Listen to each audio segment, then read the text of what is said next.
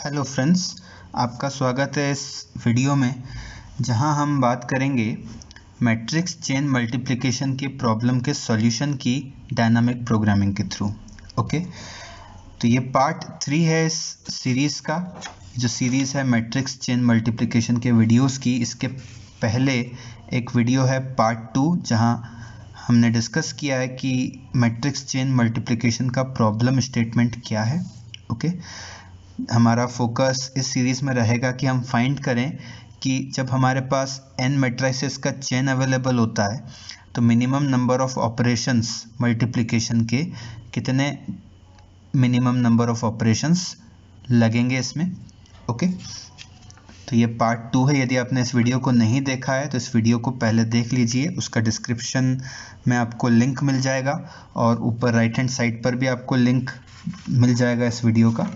Okay, उस part 2 वाले video के पहले एक वीडियो मैंने बनाया जहां मैंने बताया कि दो मैट्रिसेस को मल्टीप्लाई करने के लिए कितने मल्टीप्लिकेशन ऑपरेशंस की ज़रूरत होती है। ओके, यदि आपने ये वीडियो स्किप कर दिए हैं और यदि आप इन चीज़ों में कंफर्टेबल नहीं हैं तो आप इन वीडियोस को सबसे पहले देख लीजिए इस वीडियो को देखने के।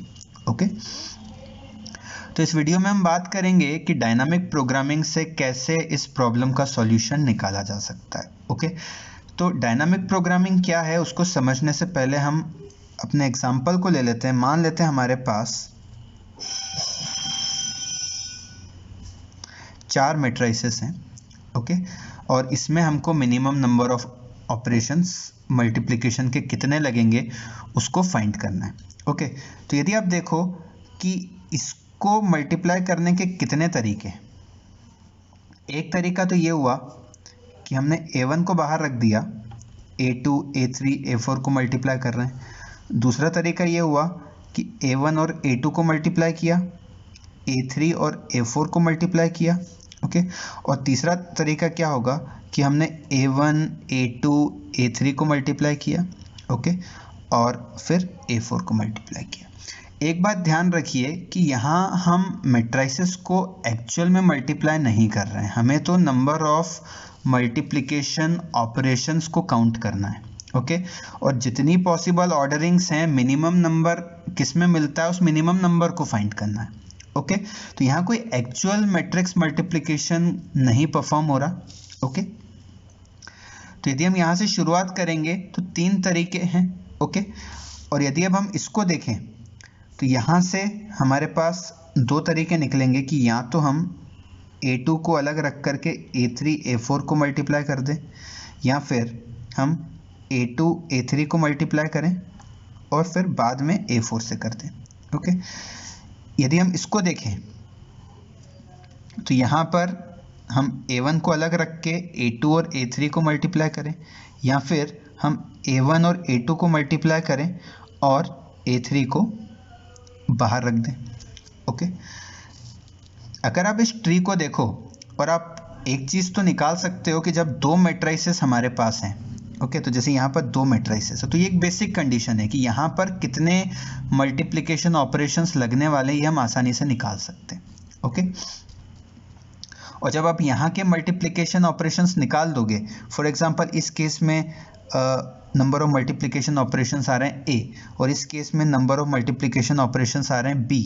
ओके, तो ये जो 4 मैट्रिसेस हैं इसको मल्टीप्लाई करने के लिए a प्लस b प्लस ये जो 2 मैट्रिसेस बने हैं, एक ये और एक ये नए मैट्रिसेस बने, तो इसका जो कुछ ऑर्डर होगा और इसका जो कुछ ऑर्डर होगा उसके हिसाब से इन दोनों का जो मल्टीप्लिकेशंस होंगे उसका काउंट p है फॉर एग्जांपल।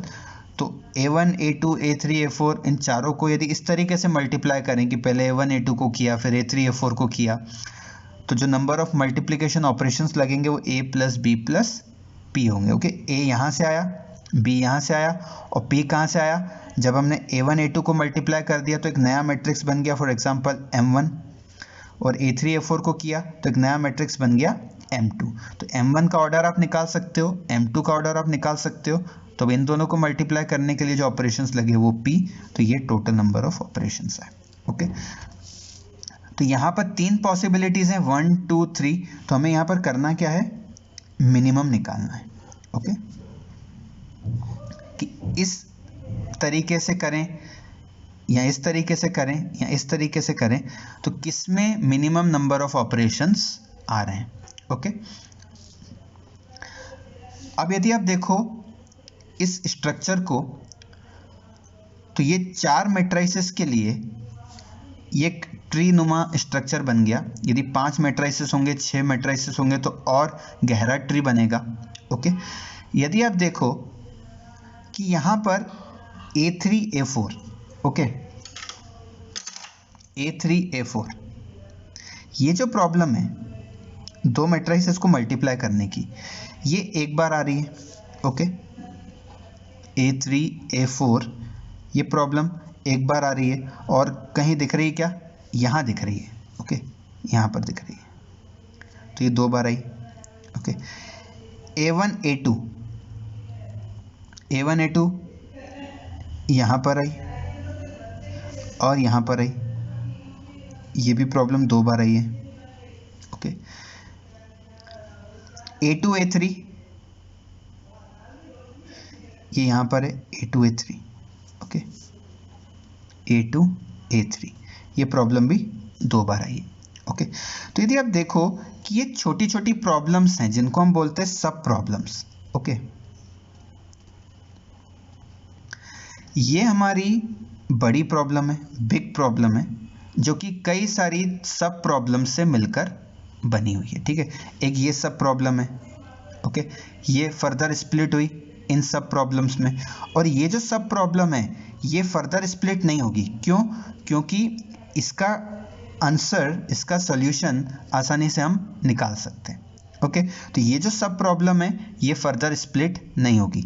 ओके, यदि हम देखें कि यहाँ पर सब प्रॉब्लम्स रिपीट हो रही हैं। ओके, और इस प्रॉपर्टी को बोलते हैं ओवरलैपिंग सब प्रॉब्लम्स।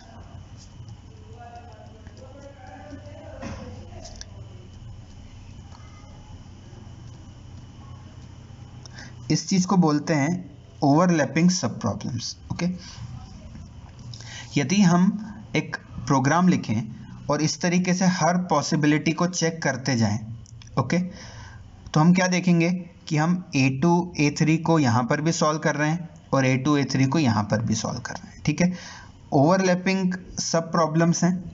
ओके, ओवरलैपिंग का क्या मतलब हुआ कि जब हमारी प्रॉब्लम, जो बड़ी प्रॉब्लम है, टूटती जा रही है, तो कई सारी सब प्रॉब्लम्स आ रही हैं और सब प्रॉब्लम्स रिपीट हो रही हैं। ठीक है, और रिपीट हो रही हैं और एसेंशियली सेम सब प्रॉब्लम है। ओके, रिपीट होना मतलब वही की वही चीज़ बार बार आ रही है और अलग अलग जगह कंट्रीब्यूट कर रही है, इसलिए ये प्रॉब्लम ओवरलैपिंग सब प्रॉब्लम्स कहलाती हैं। ओके,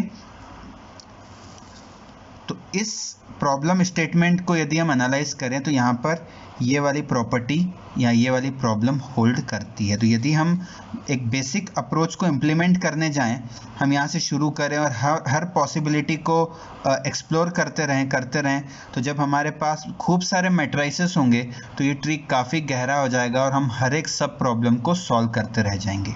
ओके, तो एक सिंपल सा सॉल्यूशन क्या होता है कि जब ओवरलैपिंग सब प्रॉब्लम्स आती हैं तो हम क्या करें कि जब हमने एक प्रॉब्लम को सॉल्व किया तो उसके रिज़ल्ट को कहीं स्टोर करके रखते हैं।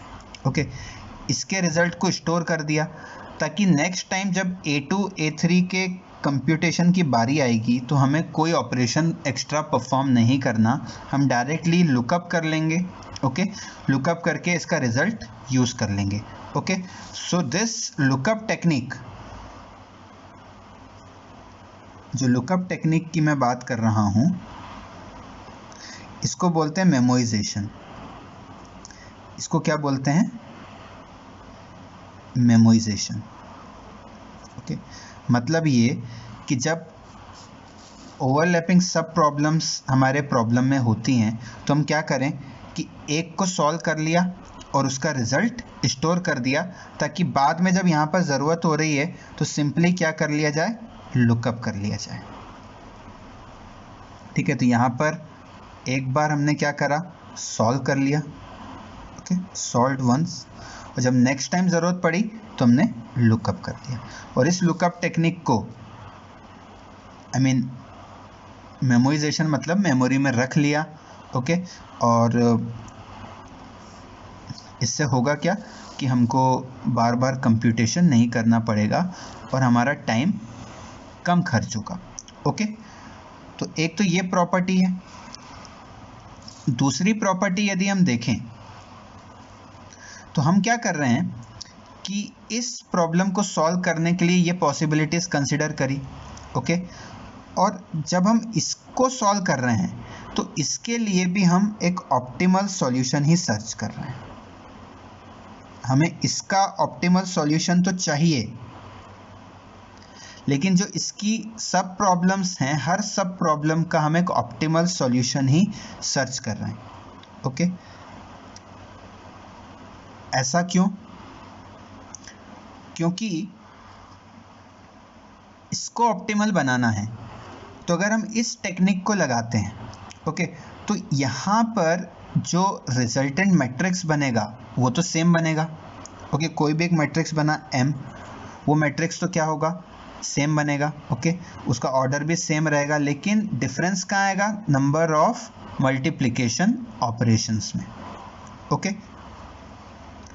तो इसके नंबर ऑफ मल्टीप्लिकेशन ऑपरेशंस को भी हमें मिनिमाइज करना है। क्यों?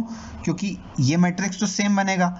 जो M मैट्रिक्स बना है उसका A1 और M के साथ जो नंबर ऑफ ऑपरेशंस होंगे वो एक फिक्स कुछ नंबर होगा, फॉर एग्जांपल X, ओके। लेकिन यहाँ पर A2, A3, A4 है, इनको जब मल्टीप्लाई करेंगे तो अगर यदि हमने इसका ऑप्टिमल सॉल्यूशन फाइंड नहीं किया, ओके, तो x प्लस दिस क्वांटिटी कोई बड़ा नंबर होगा।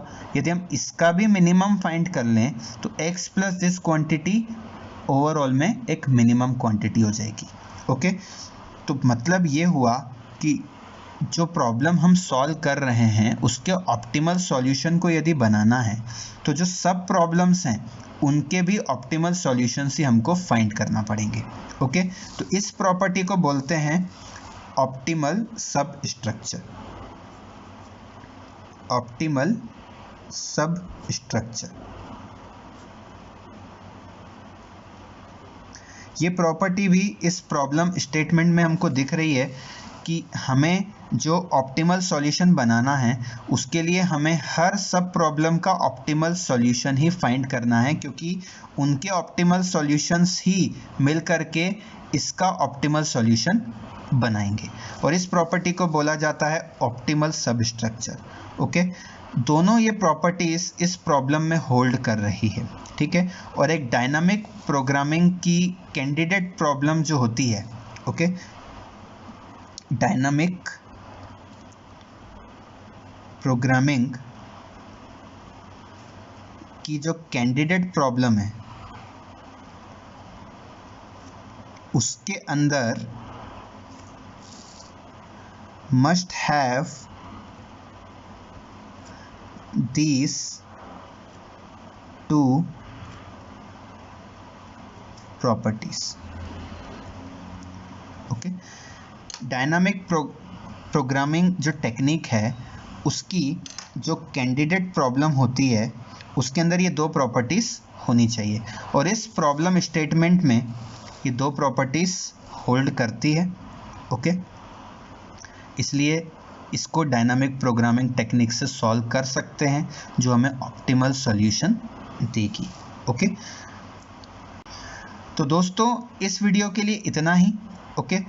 अगले वीडियोस में हम इसके सूडो कोड को डिस्कस करेंगे कि कैसे डायनामिक प्रोग्रामिंग का कोड हम लिख सकते हैं, ओके। तब तक के लिए आपका धन्यवाद इस वीडियो को देखने के लिए। यदि अभी तक आपने मेरा चैनल सब्सक्राइब नहीं किया है तो चैनल को सब्सक्राइब कीजिए, बेल आइकन को हिट कीजिए, ओके। और इस वीडियो को शेयर कीजिए और अपना फीडबैक ज़रूर दीजिए। धन्यवाद।